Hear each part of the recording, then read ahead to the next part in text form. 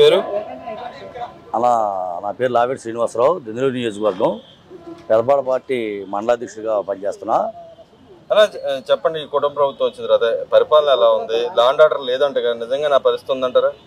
లేదండి, అదే law and order లేదు, ఇవన్నీ కూడా చెప్పడం చాలా తప్పు.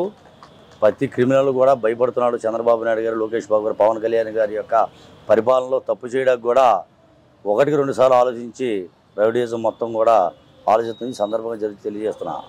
అంటే ఇప్పుడు జగన్మోహన్ రెడ్డి గారు అంటున్నారు బీసీల మీద దాడులు చేస్తున్న ఈ గవర్నమెంట్ వచ్చిన తర్వాత అన్యాయం అక్రమమైన కేసులు పెడతా ఉంది, చంపేస్తున్నారు, కార్యకర్తలను కూడా చంపేస్తా ఉన్నారని చెప్పండి. నిజంగా నా పరిస్థితి ఉందంటారా? బీసీల మీదైనా ఎస్సీల మీదైనా సరే గత ప్రభుత్వంలో జరిగిన దాడులు ఏంటో ఒకసారి గుర్తు చేసుకోమనండి.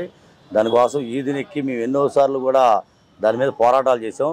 ఈ రోజున ఏ బీసీకి కూడా ఎక్కడ ఏ అన్యాయం జరగట్లా. ఇవాళ సందర్భంగా కూడా బీసీలను గౌరవించుకుంటూ స్టేట్ డైరెక్టర్లే కానీ చైర్మన్ పదవులు కూడా ఇచ్చి వాళ్ళకి అందనాలు ఎక్కిస్తారు.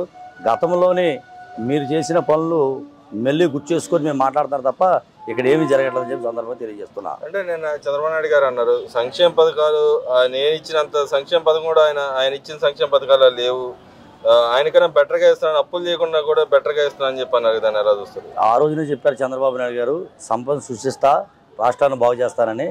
అదే ప్రణాళికలో కూడా ఈ గత 10 నెలల గురించి కూడా సంపద గురించి ముందు చంద్రబాబు నాయుడు దృష్టి పెట్టారు. అదే రకంగా ఇప్పుడు మొదలైన ఇంటర్వ్యూలు ఈరోజు జరుగుతున్నాయి. బీసీలకి ఆర్థికంగా సాయం చేయడానికి అనేక లోన్ల రూపంలో ఎదురుకొస్తాయి. రేపు రాబోయే రోజుల్లో ఎస్సీలు కూడా ఎదురుకొస్తాయి, మైనార్టీలు కూడా ఎదురుకొస్తాయని చెప్పి ఈ సందర్భంగా నేను తెలియజేస్తున్నా. అంటే ఇక్కడ ఏదైతే సంక్షేమ పథకాలు అప్పులు తెచ్చిస్తున్నాడని చెప్పి వైసీపీ నాయకులు మాట్లాడుతున్నారు. అప్పులు తెచ్చి ఇవ్వడం అంటే రాష్ట్రం విడిపోయినప్పుడు, గత రాష్ట్రం విడిపోయినప్పుడు మనకి ఎటువంటి కుర్చీగోడలు లేనప్పుడు ఎంత అప్పు చేశాడు చంద్రబాబు నాయుడు.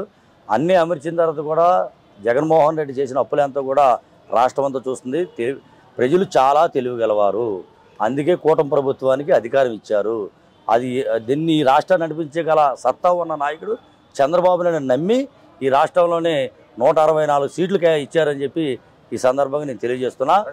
అంటే ఆయన అంటాడు నా 40% వచ్చింది, మోసాలు చేసి చంద్రబాబు నాయుడు గెలిచారు, రిగ్గింగ్ చేస్తున్నాడు, ఈవీఎం ట్యాంపర్ చేసి గెలిచాడని చెప్పి అన్నాడు. ఈవీఎం ట్యాంపరింగ్ చేస్తే జగన్మోహన్ రెడ్డి కూడా చేస్తారు, ఆయన కూడా ఓడిపోవాలిగా. ఆయన ఎందుకు గెలిచాడు అక్కడ? అది ట్యాంపరింగ్ కాదు. అది ట్యాంపరింగ్ అనుకుంటే 23 సీట్లు వచ్చిన రోజున మేము ట్యాంపరింగ్ అన్నామా? ఇవాళ 11 సీట్లు వచ్చిన రోజు మీరు ట్యాంపరింగ్ అని చెప్తున్నారు.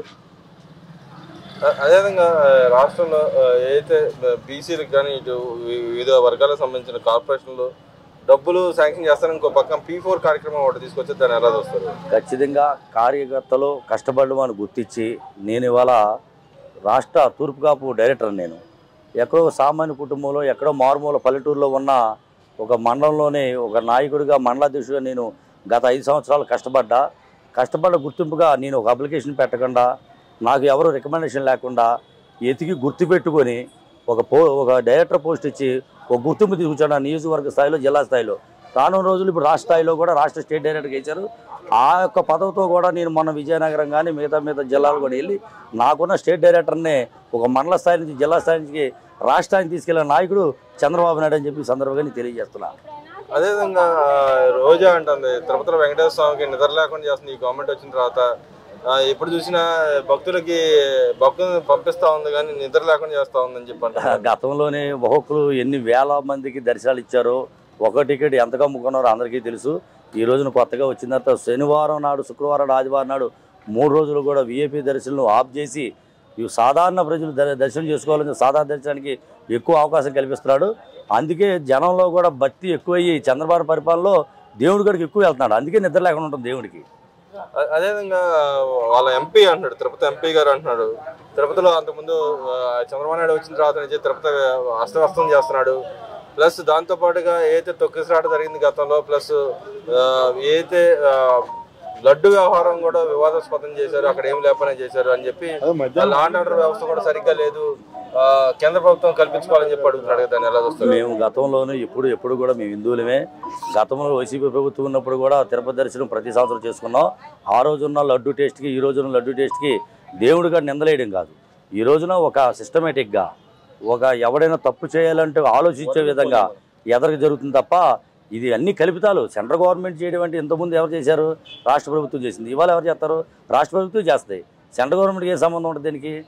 అదేవిధంగా రాష్ట్రంలో లా అండ్ ఆర్డర్ అనేది లేదు. మా నాయకుల మీద దాడులు చేస్తా ఉన్నారు, మా నాయకుల గురించి వ్యంగ్యంగా మాట్లాడి అక్రమ కేసులు పెడతారని చెప్పి అంటున్నారు కదా. గతంలోనే ఈ రోజున ఎవరైతే జైలుకి వెళ్ళారో వంశీ అవనే, పోసాని మురళకృష్ణ అవనే, ఎవరైనా సరే అంత లేకపోతే ఇంకొకరు అవనే, వాళ్ళ యొక్క నోటు దురుసుకి అద్దు ఆపు లేకుండా అహంకారంతో మాట్లాడిన మాటలకి, వాళ్ళు చేసిన శాస్త్రలకి వాళ్ళకి తగిన శాస్తి జరుగుతుంది తప్ప అది చట్టం తరపున చేసుకెళ్తుంది. దాన్ని ఒక రాజకీయంగా చూడకండి. ప్రజలందరూ చూశారు. రాబోయే రోజుల్లో కొంతమంది ఉన్నారు అలాంటి అరాచక చేతులు నిర్మూలించబట్టే ఈ రోజున రాష్ట్రం శుభ్రంగా ఉంది. ఎవరు కూడా అధికారంలో ఉన్న మా వాళ్ళని కూడా వాళ్ళు మాట్లాడక 1-2 సార్లు ఆలోచిస్తున్నారు. మన చంద్రబాబు నాయుడు ఊరుకోడు, పవన్ కళ్యాణ్ ఊరుకోడు, లోకేష్ బాబు ఊరుకోడు అని చెప్పి 1-2 సార్లు ఆలోచించుకొని ప్రతి ఒక్కరు కూడా ముందుకెళ్తారని చెప్పి సందర్భంగా తెలియజేస్తారు. ఇక్కడ ఇంకో మాట అంబటి రాంబాబు గారు అంటారు, మా కొడాల నాని గురించి, అటుపక్క వల్లభనేని వంశీ గురించి టీడీపీ సోషల్ మీడియా వ్యంగ్యంగా మాట్లాడతారు, సునకానందం పొందుతున్నారు పోస్టులు పెట్టి అని చెప్పి అన్నారు. నిజంగానే సునకానందం పొందుతున్నారు టీడీపీలో ఉన్న సోషల్ మీడియా? సునకానందం పొందడం అంటే గతంలో వాళ్ళు ఏది మాట్లాడారో అది ఎదురు తీసుకొస్తున్నారు తప్ప సునకానందం ఎందుకు పొందుతారు? నువ్వు తప్పు చేసావు. గతంలో కొందరు సోషల్ మీడియాలో చూడొచ్చు, చూడకపోవచ్చు. ఇవాళ వంశీని లోపలేసారంటే ఆయన చర్యలు ఏం చేశాడు, ఆ తప్పులేంటి ఒప్పులేంటి అని చెప్పి ఎదరు ప్రజలు చూపించి దాన్ని చూపిస్తారు. దాన్ని మీరు తట్టుకోలేక సునకానందం అన్నారు. ప్రజలకు తెలియపరుస్తున్నాం ఎందుకు అతను జైలుకి వెళ్ళవలసి వచ్చింది, ఎందుకు అతనికి ఈ పరిస్థితి వచ్చింది, ప్రజలందరూ తెలుసుకోండి అని చెప్పి తెలియపరుస్తున్నాం. అంతేగాని అది సునకానందం ఏం కాదు. అది అదేవిధంగా ఏదైతే లోకేష్ గారు మొన్న పార్టీ సంస్థాగతంగా పార్టీలో యువతకు ప్రాధాన్యత పెరగాల అని చెప్పి అన్నారు. దాని తగ్గట్టుగానే ఇప్పుడు వైసీపీ సోషల్ మీడియా కానీ వైసీపీ నాయకులు మాట్లాడుతున్నారు, సీనియర్ అందరిని పక్క పెడతానికి రెడీ అయిపోయారు, పార్టీలో వాళ్ళని పంపించి పొమ్మనకు పొగ పెడుతున్నారని చెప్పి మాట్లాడుతున్నారు. ఈ రోజున పార్టీకి సీనియర్లు ఉన్నారు, జూనియర్లు ఉన్నారు, కొత్త యువరత్వం కూడా ఈ రోజున లోకేష్ బాబు గారు రావడం అని చెప్తుంది. ఇవాళ లోకేష్ బాబు గారి యొక్క పరిపాలన రేపు రాబోన్న రోజుల్లో కూడా మేమందరం ఒక యువతగా ఆయనకు తోడుగా సాయంగా ముందుకెళ్ళక వస్తున్నాం.